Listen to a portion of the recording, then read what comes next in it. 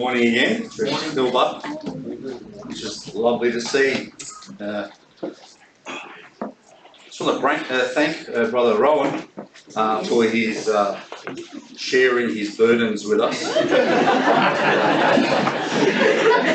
Now he's been able to accommodate the full hour sermon. I just wanted to think carefully though about the people who have been here for the last 16 years, who've been with us from the beginning. Because I think my original sermons were even longer. It's been cut down now, so yeah, I was having a chat at the back with Wilbur, and he reminded me about something. He goes, you know, when someone does, in the army, if someone does something wrong, they punish the whole lot. And I remember he reminded me about a debate that Trump was having in the last 2016 election when they said they were complaining about the wall being 30 foot high or something like that. And they said, oh, it's not right, it's going to be an eyesore. He goes, the wall just got 10 feet higher. So the sermon was going to be 10 minutes longer.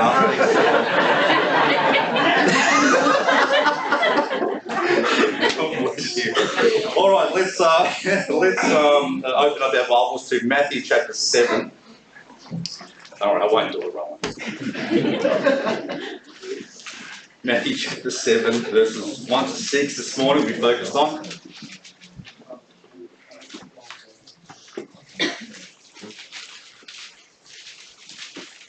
Matthew chapter 7, verse 1 says, "Judge not, that ye be not judged. For with what judgment ye judge, ye shall be judged. And with what measure ye mete, it shall be measured to you again. Why beholdest thou the mote that is in thy brother's eye, but considerest not the beam that is in thine own eye? Or how wilt thou say to thy brother, let me pull out the mote out of thine eye, and behold, a beam is in thine own eye? Thou hypocrite, first cast out the beam out of thine own eye, and then shalt thou see clearly to cast out the mote out of thy brother's eye.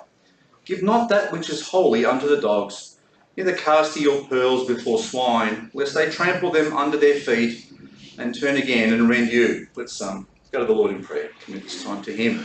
Father, we thank you once again for your precious word. We just thank you that we have the freedom and the ability to be able to enjoy it in our lives and to feed from it and grow through it. So we just pray for your blessing upon us now. As I seek to be a blessing to my brethren here with your words, and I just pray, Lord, that our hearts would be focused upon you, your Spirit would be our teacher, and that we would be blessed in a way that would honour you and that would glorify you further in our lives. We pray this in Jesus' name. Amen. The series we had was that of Joseph. That went for about 17 weeks in a row. And I think I've shared with you already, like I go through, God gives me something to say, and then he'll sort of, maybe a sermon will come out of that, or a series may come out of that if I focus on a particular book or a passage or whatever. And so the last couple of sermons, I think have been single ones. But as circumstances come and go and conversations that I have, the Lord sort of put on my heart a small series, not a long one, about this thing called righteous judgment. And I pray that you don't judge me. I feel for Sister Celesta because every week she calls because I need to practice the songs that go with the actual sermon, and she asks during the week, what's the sermon going to be about? And so Wednesday comes along and I don't know. Thursday comes along, I don't know. And then someone's not until the weekend until I'm able to actually give her a thing, because sometimes I've got a lot of things floating around in my mind and they only sort of come together towards the end.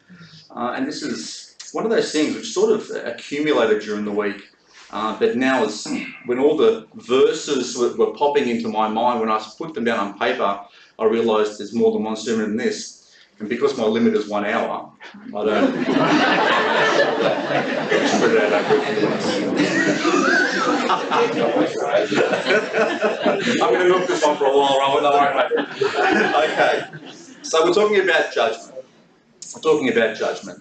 The word judgment conjures up a lot of negative feelings. When you say the word judgment, people sometimes look and they begin to cringe a little bit, and it conjures up a lot of different feelings for people. And for some people, it produces fear. That they may be judged one day by God, and they know they're going to be judged, and because they know they have sin in their life, but they don't know the outcome of what that judgment is going to be, that judgment brings along with it a lot of fear. For others, it causes feelings of anguish because maybe during their life they were judged harshly by other people. Maybe for what they did, they were judged so harshly, either by their parents or by their peers, that judgment actually, in those times, bring up really hard feelings for them.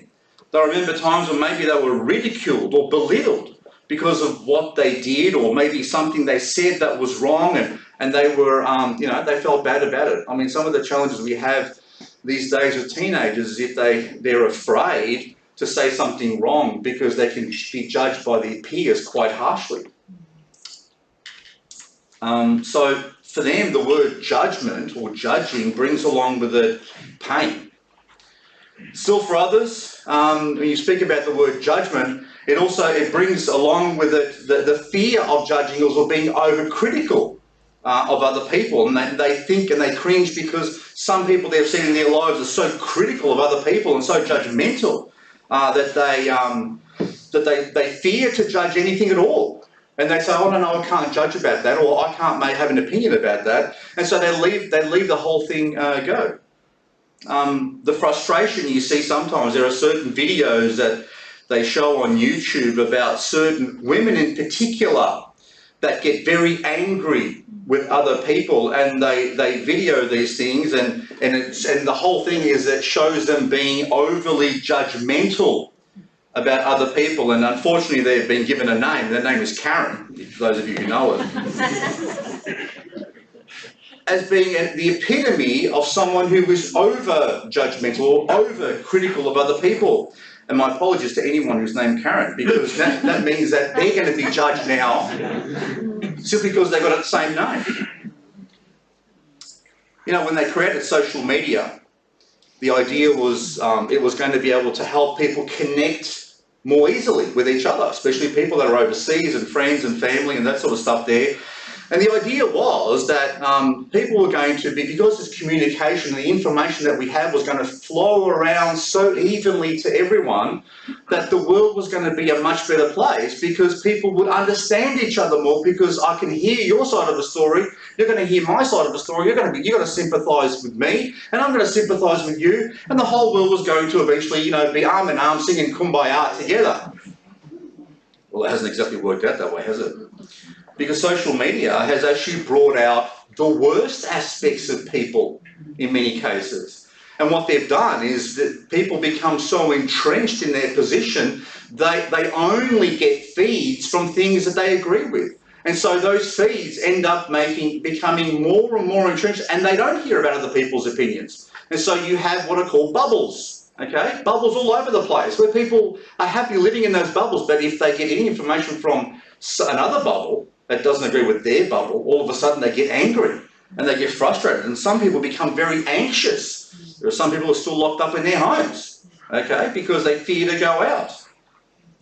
People are in general in our country and around the world more anxious than they've ever been, more fearful than they've ever been, and unfortunately more judgmental than any time in the history of this world, because there is a huge amount of information flowing around, and much of it has been manipulated to look a certain way.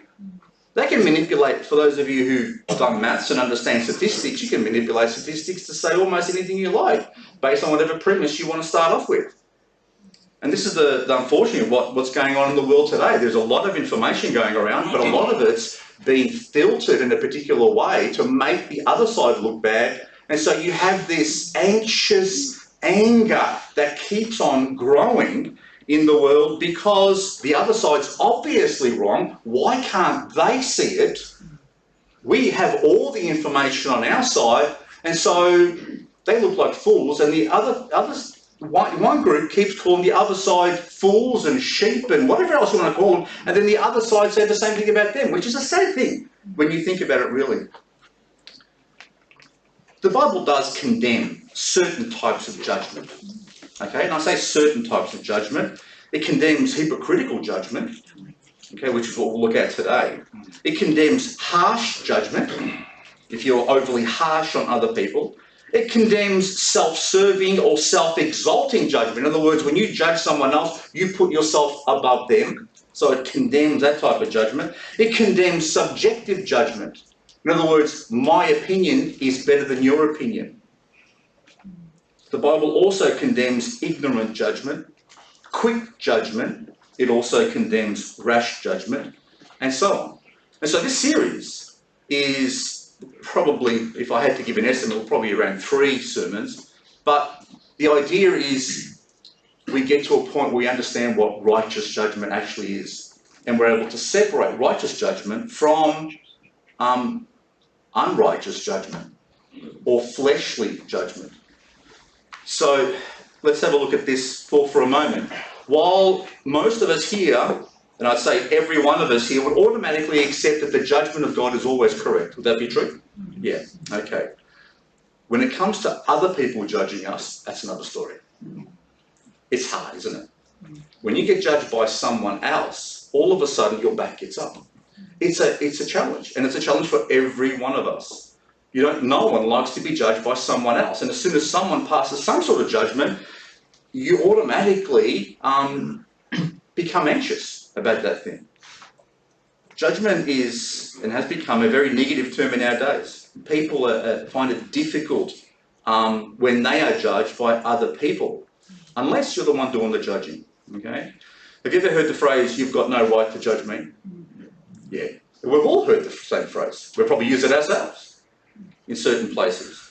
And so this is a common thing in our culture, but it's always been this way anyway. It's not something that's just new to us. It's something that's actually just come out more in our day because of the amount of information that we have. Because of the very fallen nature of mankind, we're always willing to judge others rather than be judged. It's a trait that has caused ruin and wreck throughout all of history and rebellion against God from mankind. Because part of the problem with mankind is that it doesn't want to be judged by God. It says, you have no right to judge me. I am free, I am independent of you, therefore I do not accept your sovereignty over me. A lot of talks about kings and queens over the last few weeks. Well, there is one king over the entire world, and most of the world will not accept his judgment. Most of the world is in rebellion against him. But alternatively, the desire within us to judge is very strong. We like to judge, which means, and that, I think that comes from the garden, the fall in the actual garden, where the devil actually promised Adam and Eve, you'll be like gods. Well, if one of the attributes of God is that he can judge other people because he is the ultimate judge, then mankind has taken a pretty good leaf out of that book. The desire to judge is so strong within us and so strong within mankind that those who are not saved, who have not recognised the sovereignty of God over them and his right to judge, feel themselves often so enabled and so powerful that they judge him. Have you noticed that? When they look at all the evil in the world and the sin in the world, and if they go through any particular suffering themselves, the first one they blame is God. So they judge God as being inadequate. In fact, most people, if you look at atheists, most atheists go to another level. And they'll say, when they see evil in the world, they say, not only can I judge God, but I will determine that he doesn't even exist. I choose that he doesn't exist at all because of what I see around me. It's foolishness. This comes from a fallen and a rebellious heart and is based upon absolute ignorance. The sermon will follow a particular course, and we're going to start today with this particular passage which speaks about not judging, okay? But we're going to get to the point where we're going to actually understand how to judge okay, and how to judge righteously. And I hope it's a blessing to you. I don't think our church particularly has a problem in this area, but I think it's good for us to remind ourselves about what is right and what is wrong when it comes to judgment. So the sermon topic, or the name of this particular series is going to be called Righteous Judgment, okay? Righteous Judgment. So I want to define those two terms just quickly for us, okay? So what's righteousness? Righteousness in human standards is defined as the quality of being morally true or justifiable, okay?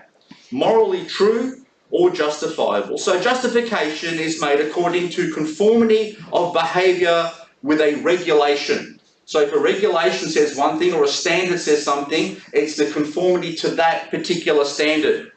And it has a deeper spiritual meaning though. So righteousness is the quality of being right in the eyes of God, okay? So if a person is declared righteous, that's where it comes from. It comes from God, who's the one who can actually declare someone to be right. Righteousness is therefore based upon God's standard. Okay? He is the one who sets the standard. So he is the one to determine whether a person is right or wrong, whether you are righteous or unrighteous.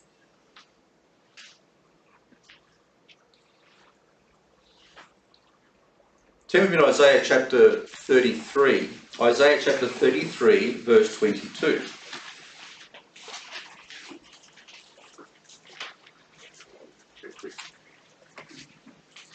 Righteousness can only be based upon God's standard because he is the lawgiver. He is the standard maker. Does that make sense?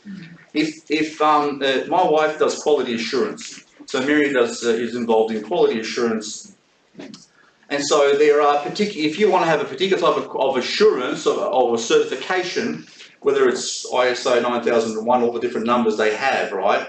If you're in business, they set standards in those things, and what they do is they measure what your company does in line with those particular standards. So if you fall short, they'll say non-conformance there, non-conformance there, you've broken that particular rule. So they set the standard, and if you match all their standards, they'll give you the tick. So you've seen those cars and things with ticks on them? Well, that means that they've actually matched the standard that was set for that particular thing, okay? So it's the same thing when it comes to righteousness. It's God who sets the standards, and then we are measured against those standards. So Isaiah 33:22 says, "For the Lord is our judge.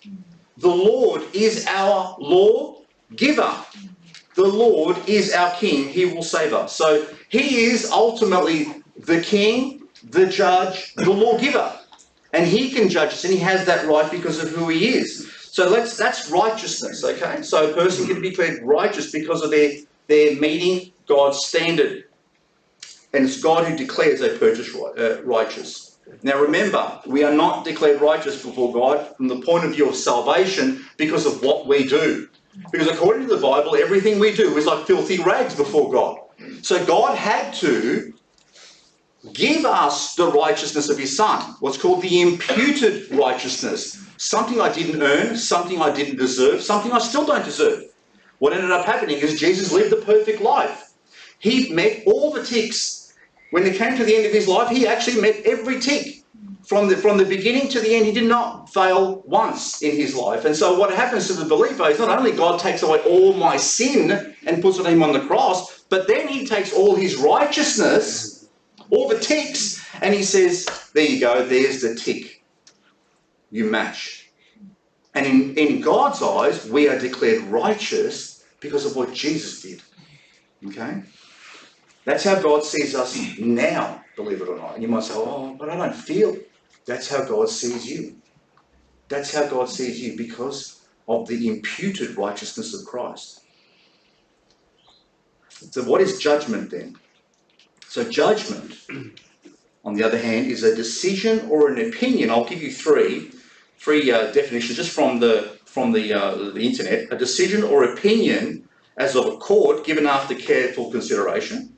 So it's an opinion or a decision given after careful consideration. It's an opinion or an estimate formed by examining and comparing to the best of one's judgment. Or it's the ability for reaching a decision after careful consideration, as in, I trust your judgment. Okay, so in every one of those, did you notice that the common term? Careful consideration. Careful consideration against the standard, okay? Without realising it, we make judgments every day of our lives. Our lives are filled with judgments. You might say, well, hey, I don't judge. Well, you do. You have to judge. In fact, our whole lives are filled from the morning we get up till at night we go to bed, and we probably do a few dreaming judgments as well, if we think about it. And we're taught to judge in our lives from a very early age for a variety of different things. Judgment is something we are trained for. And judgment always involves comparing two things, okay, or sometimes more than two things. And if what we're doing continually in our own minds is we're comparing, is this one better than this one? Is this one matching this one? Or is this one falling short of this one? We constantly do that with everything in our lives. Think of some of you walked in here with coffees today, right? Why did you go to that particular coffee place and get that coffee? Why do you keep on going back to the same place for your coffees? Because you've judged that that particular coffee sets the standard. It may not set the standard in terms of taste only, but for you, the combination of taste, price, convenience gives it the tick. You've created a standard in your mind, and you've compared and you've said that's the best one. So you've made a judgment in that case. The judgment is always about comparing one thing and another, whether one thing is the same, better, or less than. When a court makes a judgment, so when you go to court, and hopefully you won't need to go to court, because court's not a very nice place to be, they're always making comparison between the actions of an individual or a company or whatever else it may be, an entity, and the charges that have been laid against that person, and then the law. So the law is the standard. There are charges that are made. They have to determine whether those charges are true or not, and then they compare how that thing lines up with the law. Then the judge makes a careful and considered judgment or decision about whether the law was broken or whether it wasn't broken. So I've told you about coffees, but petrol's the same thing. Who goes to the same petrol station every time they show up? Generally, right? You do, don't you? We're creatures of habit, aren't we? So when you go to that petrol station, why do you go to that petrol station for? Or you may go to, it's cheaper fuel, right? So if cheaper fuel is your only option, you may be like some people and drive to the other side of town. But you won't, will you? But if cheaper pricing is your main option, then you might say, okay, I'm just going to look for the cheapest one around. What are you doing? You're making a comparison, and then you're making a decision, a judgment as to which one is the best one for you to go to. In some cases, if your dial's right down, sometimes with me, I go right down to it and it says I've got 5 kilometres to go, right? I don't necessarily have all the choices to make, do I? Sometimes the first one that comes along might be the best one. But we do that with everything in our lives. The clothes we wear, the foods we eat, everything is about judgment. Why do you eat certain foods? Why do you go to the work that you go to? Why do you do what you do? Why do you come here this morning? Because you've made a comparison. And you've said to yourselves, God bless you, you've said it is better to be here than to be anywhere else on this particular time. So you've made a judgment about coming to church and its importance. We judge all the time. So there's nothing wrong with judging. In fact, if you don't judge, you'll just be in bed the whole time and you won't do anything in your life. But we're not really focused on minor judgments here. What we're focused on are really considering here are moral judgments. Okay, so this is where the rubber hits the actual road. Because yes, I can make judgments about which is the best petrol or the best coffee or the clothes that I'm going to wear or the foods I'm going to eat or where I'm going to live and what car I drive and all those types of things. But you're neither here nor there most of the time. Except when they infringe over to the moral side of things. What we're talking about here is, though, moral choices, sin or righteousness. And so moral judgment is the process of comparing a moral situation measured against a moral standard. And then we say right or wrong, good or bad. Okay? We're always doing that against a standard. Every person in this world makes moral judgments every day too. Not just about the clothes and the petrol and the coffee you drink, but they make judgments every day about right and wrong from a moral point of view. Many people in the world are guided by a religious set of morals, okay? So the majority of people in this world, besides what the media want to tell you, are still religious, okay? They still have or believe in God or gods or some other type of thing, but they have a religion, and that religion sets a standard for certain types of things. Every religion does that. And so many people in the world are unconsciously even guided by those standards in their life. And they'll say, it's wrong for me to kill someone else. The West, no. Sometimes. But there are the people in the world, the majority of people in the West now have cut themselves away from a religion or a faith, okay? And so what they have now is called moral relativism, okay? And moral relativism means that it's whatever's flowing around at the time.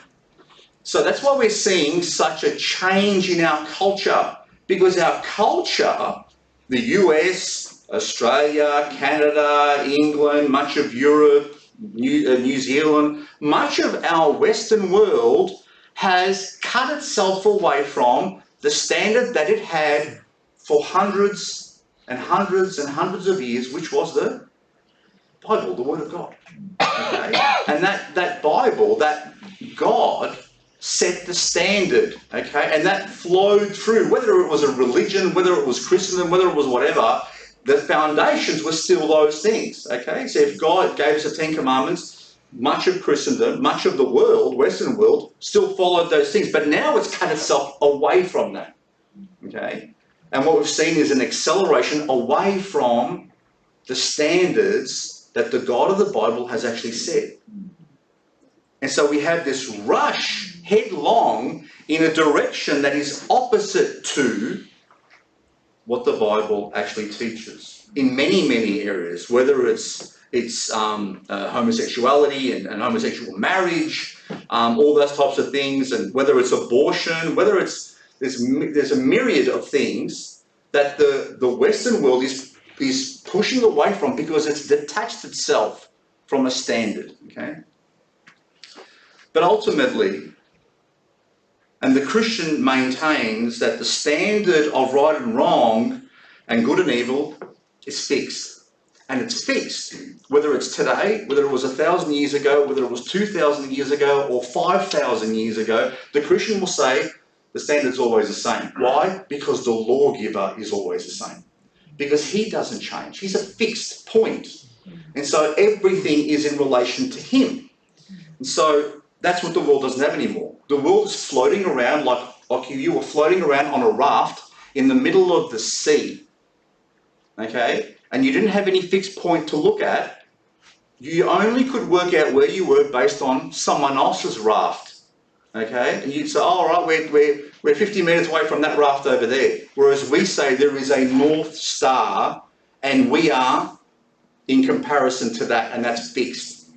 That is the difference between the moral judgment based on God's standard and moral relativism of our age. So ultimately, though, what's true is that the standard of moral judgment is God himself. He is the standard. Because he is unchanging, he is a fixed constant, and everything else revolves around him. He is ultimately where all the definitions of everything, whether right, wrong, true or false, whatever it is, all those things are defined in him. When a scientist discovers a new law and they reveal that law was already existing within him.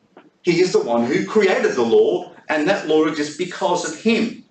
So you can't have justice or righteous judgment outside of God himself, because he is the embodiment of law, justice, and righteousness. God is never forced to be just or righteous. No one has to twist his arm, because that's who he is. That's exactly what he is. Just as gold doesn't change and its nature doesn't change, God does not change. He is always true to himself. So when we speak of someone being just or good or righteous, they are only those things in relation to God's standard. So when we go and share the gospel, and you go to someone and you say, "Are you a good person?" And 99.99999% of the time people will say, "Yes, of course I am." The reason they're telling you, of course they are, is because their level of righteousness is being compared to other people, not God. And that's called moral relativism. And so when a Christian says, "Hang on a minute, your righteousness doesn't even come close to God's righteousness and you are falling way short," they can't hack it, because they then feel we're judging them, okay? Even though the judgment is true. So God is the ultimate standard for right and wrong, for everything moral, everything good, everything righteous. That's why when God takes an oath in the Bible, do you know God takes oaths? He makes an oath. He's made oaths in the Bible. He doesn't appeal to any higher power than himself. He appeals to himself as the highest power that there is. Okay? So turn with me to Psalm 67 verse 3. And so this idea of righteous judgment we've seen are very closely linked to God and God setting the standard, and that's why God is both righteous and the one who judges properly. Psalm 67 verse 3 says, "Let the people praise thee, O God. Let all the people praise thee.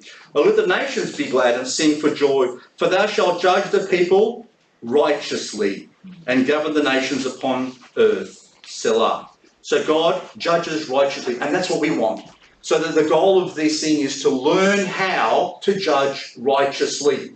Saying God is our perfect and righteous judge.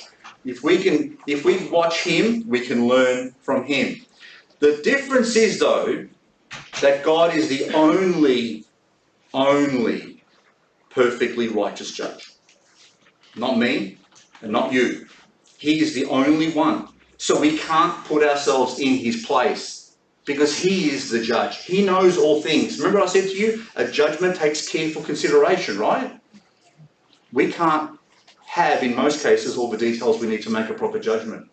And we're going to look at that right now. None of us can look at this thing from God's vantage point. In fact, we come to a warning as we look at verse 1 now of Matthew chapter 7 by Jesus about judging other people.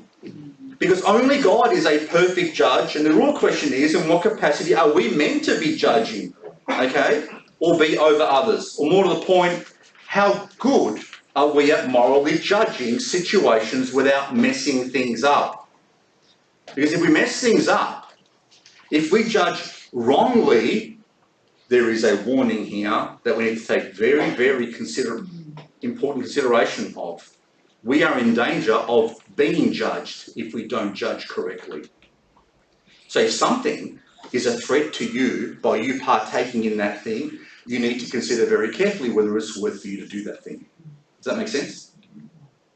So Jesus tells us in Matthew 7:1, "Judge not, that ye be not judged. For with what judgment ye judge, ye shall be judged. And with what measure ye mete, it shall be measured to you again." Pure and simple, the warning is given here to stop people making judgments if there's a chance that they're going to be wrong. If there's a chance that you don't know all the information, if there's a chance that you may be mistaken, the warning here is you better not judge. And you better not judge harshly, because the way you judge, you're going to get back upon you. If you mete out judgment to someone else in a particular way, you're going to be judged by the judge, the proper judge, for doing that very thing. The moral judgment of others is a serious matter to God. It's very serious. And when we judge others, he watches what we do.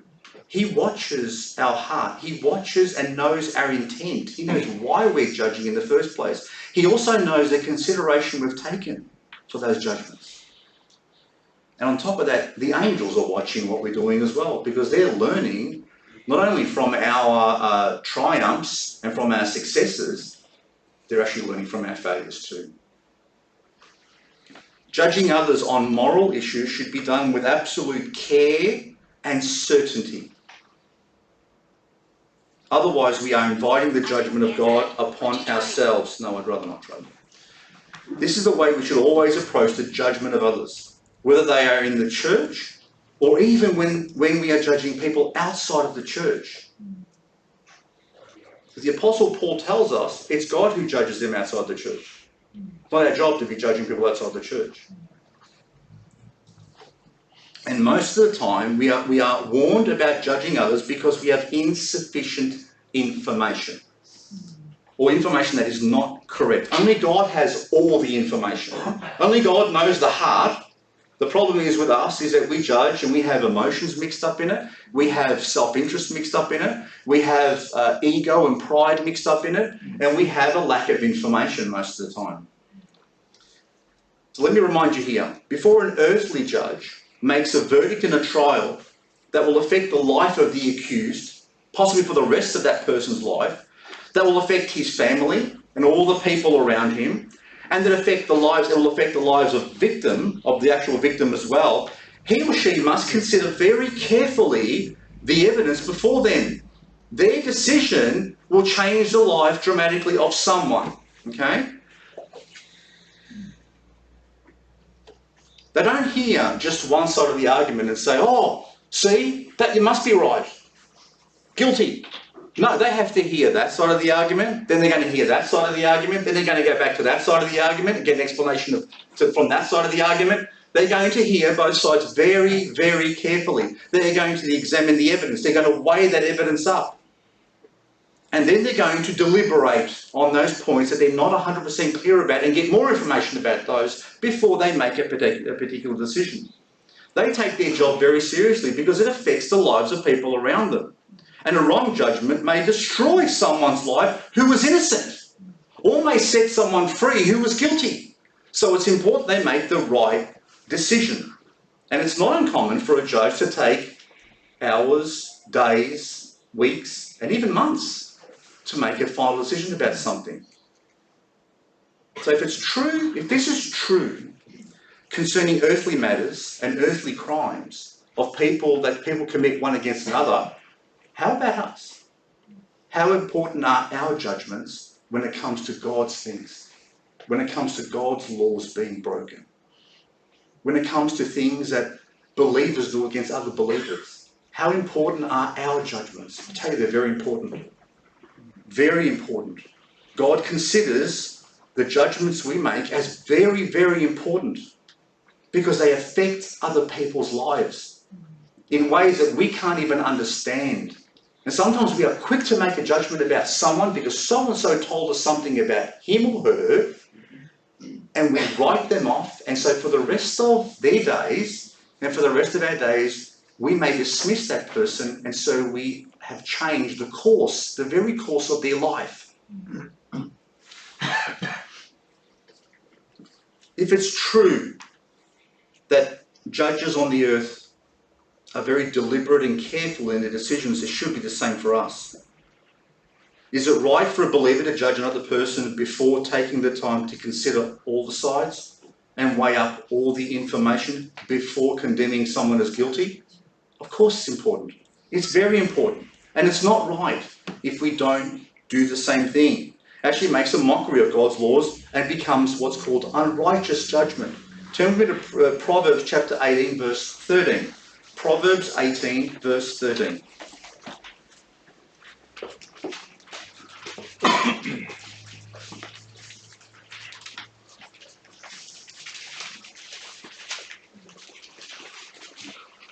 So this point I want you to understand very carefully, and this is very important.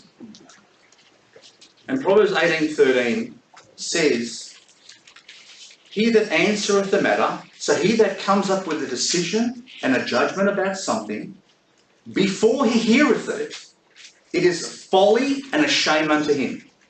Okay? So that's essentially what it's saying, is that if before you hear all the evidence, you make up your mind about something, the Bible says that it's a folly and a shame to you. It's folly.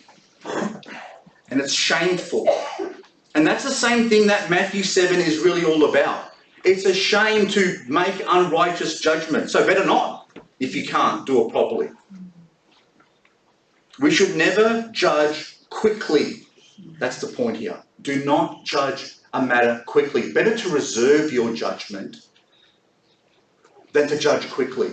If you make up your mind about something or someone that affects them in some way, or the way you're going to treat that person, or the way you're going to talk to other people about that person, then be very, very careful you do not come to a quick judgment. We should never render judgment on others without hearing the evidence, without understanding that at least 2 or 3 witnesses are required. Because repeating something that someone else said without understanding it and passing judgment on someone else because of gossip or slander makes us slanderers and gossipers as well. And God hates both of those things because they destroy people's lives. We should never render judgment about someone else unless that person is also able to speak for themselves about the allegations. Because we wouldn't want to be doing something to someone else that we wouldn't want to have done to us, would we? Can you imagine if someone started spreading a false or malicious rumour about you to someone else? How would you want other people to hear that? And what would you like them to do with that? To automatically judge you on that gossip or that slander without you having a chance to actually explain yourself and what the circumstances were? Of course we would. And so the Bible tells us that we should treat other people the same way we would want to be treated. So always think very carefully about what you do with information that you hear. Because we would not want to be treated that way. And I don't care who the person is, to be honest with you. I don't care if they're a Christian, an unsaved, a leader, or whatever else it is. Make sure the information you are distributing around is actually correct. Turn me to Deuteronomy chapter 19, verse 15. Deuteronomy chapter 19, verse 15.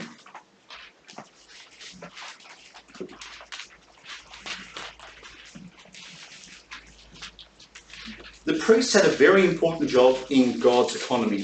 When he set up Israel and he set up the priesthood and he gave the Levitical laws to Moses, and the priests were set up, they weren't there just sacrificing. You might ask yourself, well, what were they doing for all that time? Why did it take one whole tribe to do this sort of work? And the answer is because they had to pass judgment. You see, they had been given the Levitical laws as a way to judge matters. Okay? Let's have a look at this, just as an example. Deuteronomy 19:15.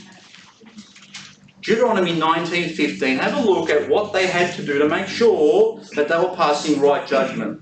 It says, one witness shall not rise up against a man for any iniquity, or for any sin, in any sin that he sinneth. At the mouth of 2 witnesses, or at the mouth of 3 witnesses, shall the matter be established. If a false witness rise up against any man to testify against him that which is wrong, then both the men between whom the controversy is shall stand before the Lord, before the priests and the judges, which shall be in those days. And the judges shall make diligent inquisition. And behold, if the witness be a false witness, and hath testified falsely against his brother, then shall you do unto him as he had thought to have done unto his brother. So shalt thou put the evil away from among you. Did you get that?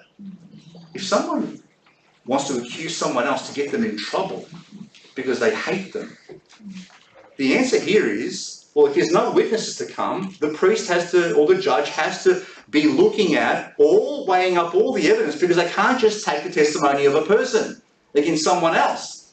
You can't just condemn someone for that. So they're going to weigh up all the evidence. They're going to diligently inquire about all the circumstances or whatever. So they were acting as judges. But if they find that the person raised a false accusation, what the other person would have actually received in terms of punishment, they receive. Did you get that?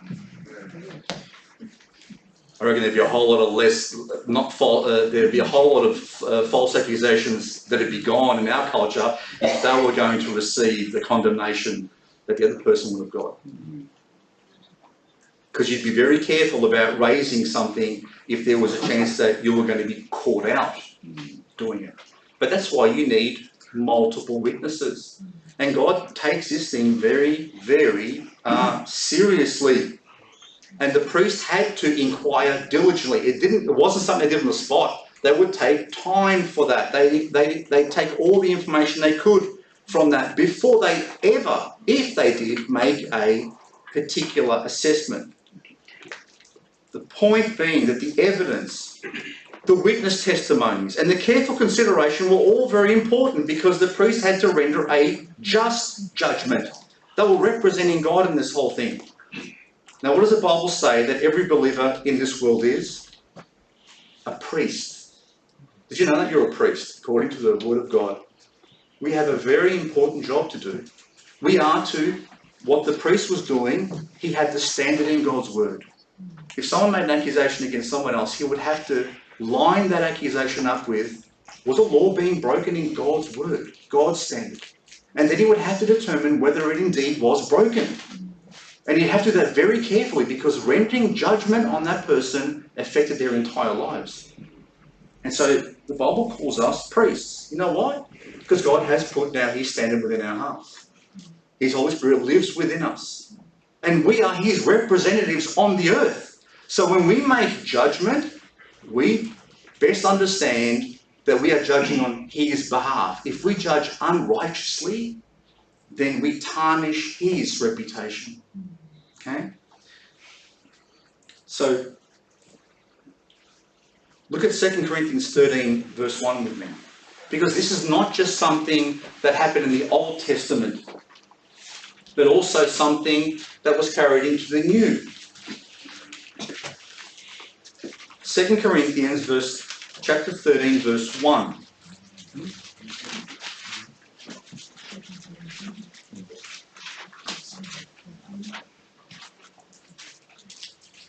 The Apostle Paul, what he tells the Corinthians. He says, this is the third time I am coming to you. In the mouth of 2 or 3 witnesses shall every word be established. Where's he quoting that from? He's getting that from the Old Testament. So he's still brought into the New Testament. And go back to Matthew 18, verse 15. Matthew 18, verse 15 and 16. Because where one brother trespasses against another, this is also the standard that's required to bring something before the entire church. So in verse 15 it says, moreover, so you've gone to your brother, so your brother sinned against you. Let's say your brother's stolen something from you. And you go to your brother and say, brother, why did you steal that thing from me? That wasn't right. It says, moreover, if thy brother shall trespass against thee, go and tell him his fault between thee and him alone. And if he shall hear thee, thou hast gained thy brother. Verse 16 says, but if he will not hear thee, then take thee 1 or 2 more, that in the mouth of 2 or 3 witnesses every word may be established. Now, that doesn't mean bringing 2 or 3 of your mates along to help you hammer this other person. It's 2 or 3 witnesses that evidence the same thing, that saw the same thing. Okay, so there's a very important system that's being created here. We need to be careful that we don't do injustice if we judge someone else on the basis of gossip. Because gossip and Facebook articles or YouTube videos are not witnesses. They're someone's opinion. You don't know whether that person, where they got that information from, how much it's been manipulated, and how many people that same thing has passed through all saying the same thing. So be very careful as we listen to all these things. Weigh up all the evidence very, very carefully. And if you're not sure, don't judge. Let it go. Go and do something else. Go and mow the lawn. Empty the bins. And polish the car up. Do something constructive. Okay? If we don't know whether the witness or the person that's making the accusation is true, then it's better to leave judgment on the side. James warns us also, don't judge at all. Don't judge. Because when we do, we actually judge the law itself. Turn to James chapter 4, verse 11 with me. James chapter 4, verse 11.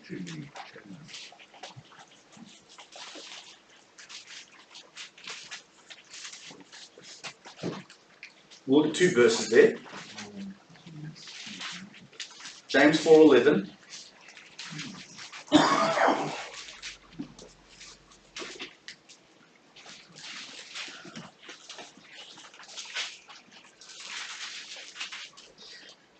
So it says there, speak not evil one of another, brethren. So that's talking about people within the church, okay? Don't speak evil about other believers. He that speaketh evil of his brother, and judgeth his brother, speaketh evil of the law, and judgeth the law.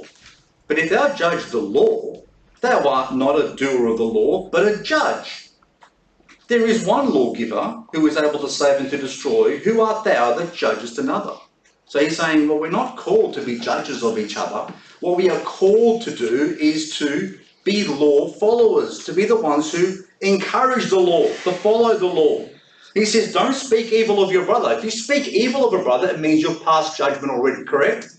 Because you're not going to be speaking evil of someone if you haven't passed judgment. So speaking evil of someone else means you have made up your mind and you've passed judgment on that person. And James says, don't do it. And that includes gossip about accusations which you don't or haven't been able to properly verify, slander, which destroys someone's reputation, exaggerating someone's faults, because we all have them. So repeating someone's faults to someone else and say, oh, look at that person, they're always doing this.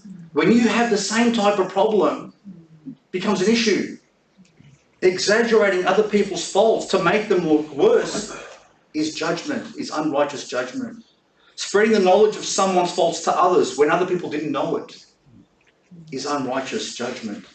So that it causes them to look down upon that person. In doing this, it says that we become lawbreakers ourselves and we tempt others to be lifted up in their pride against that person.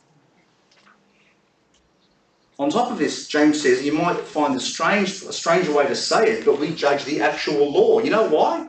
Because the law actually condemns gossiping, slandering, unrighteous judgment. It actually condemns those things. So that's part of the law. So when we do it, and we're the judge, we're actually saying that law's not good enough. I don't have to follow that law. I'll take the parts of the law that I like to take. That doesn't apply to me, it applies to other people. So you're actually judging the law itself as not being sufficient for you. And this is the other reason why Jesus warns us about passing judgment. Go back to Matthew 7, verse 3 to 5, and we'll finish up now. Because judging the law, when you judge the law of God, that is ultimately hypocrisy. It's hypocrisy. Okay, because you can't say, I believe in the law and I love the law, at the same time you judge the law as being insufficient for you and judge other people with it. That's why Jesus warned about hypocrisy here. Matthew 7:3 says, and why beholdest thou the mote that is in thy brother's eye, but considerest not the beam that is in thine own eye? Or how wilt thou say to thy brother, let me pull out the mote out of thine eye, and behold, a beam is in thine own eye? Thou hypocrite, first cast out the beam out of thine own eye, then shalt thou see clearly to cast out the mote out of thy brother's eye. Can I ask a question of you? Is there anyone here without fault? No. None of us here without fault. Anyone here without a weakness? No. Anyone here sinless? No. Well, so you've failed all three. What is wrong with you people?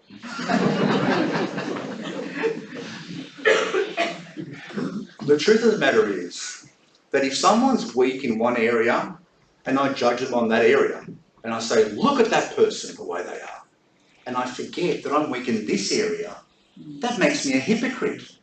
I don't have to be judging someone about something that's exactly the same as me to be a hypocrite. Because where you break one law according to the Word of God, you've broken the whole thing.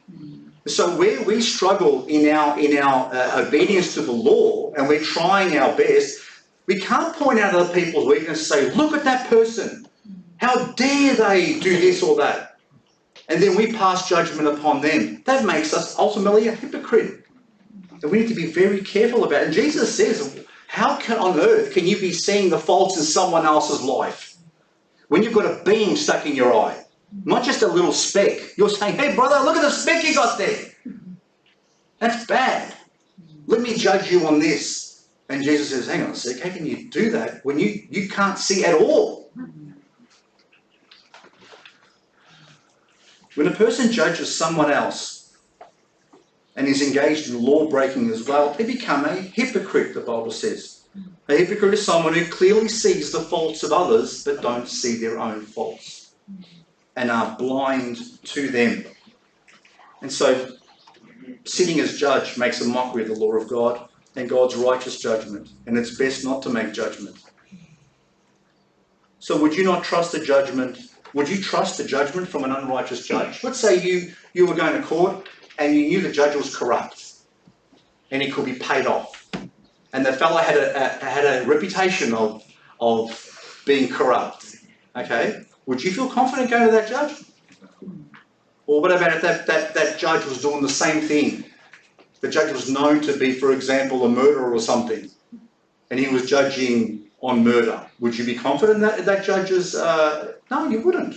Because you say that judge is hypocritical. I wouldn't expect him to do that. So we need to be careful that we don't engage in the same thing, because look at verse 6 is our last one. Give not that which is holy unto the dogs. Neither cast ye your pearl before swine, lest they trample them underfoot, under their feet, and turn again and rend you. Now, what's this got to do with judgment here?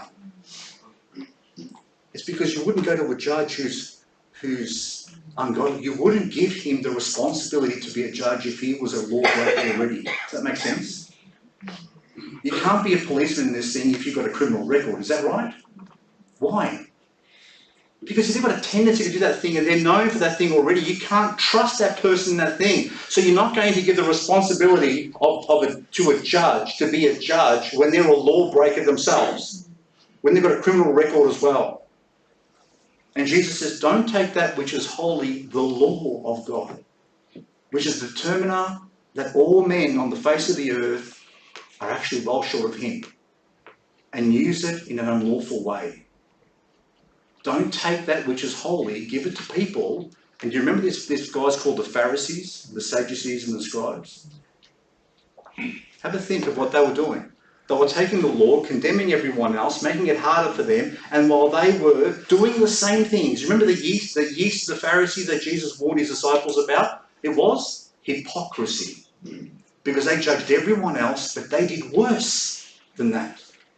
So don't give those things which are precious, which are holy, and give them to dogs. So Jesus is saying, don't join their ranks. Don't do that. Don't allow that which is holy to be used in a corrupted fashion. Take that which is good and use it wisely. And so to close, judgment is a serious matter to God. God is the only and perfect righteous judge. He is a standard for both. Judging others, we have to be careful that we don't invite judgment upon ourselves if we don't do it correctly. And we'll be looking at this in the coming weeks on how to. So this is only the beginning, this is only an introduction. The goal here is for us to look at it and say, how do I judge righteously? What does the Word of God say about that? Okay? We have to take very, very, first of all, great care and caution when we do judge. We are always called to weigh up the evidence carefully. Don't judge rashly or harshly or quickly. If judging someone else doesn't involve you directly, if it doesn't have nothing to do with you, let it go. If someone comes to you and says, oh, brother so-and-so did, I heard brother so-and-so or sister so-and-so did this, you know what? Better not to know. Because you'll be forced in a situation where you have to judge. Better not to know. If it doesn't involve you directly, you don't need to know. It's not helpful to know. In fact, it causes more pain and problem for you. Always seek to help people with their infirmities. Don't seek to judge them, because we all have infirmities and weaknesses. And if God is the perfect judge, then leave the judgment to him. If someone's done something wrong to you, let him, because he's a perfect judge. And because he judges perfectly, we are here this morning celebrating the judgment that he made. Because he was willing to judge his only son for all of our crimes. Remember that when you next seek to judge, that we have been cleansed, and the price that was paid came at the cost of his own son. God bless you all. Thank you.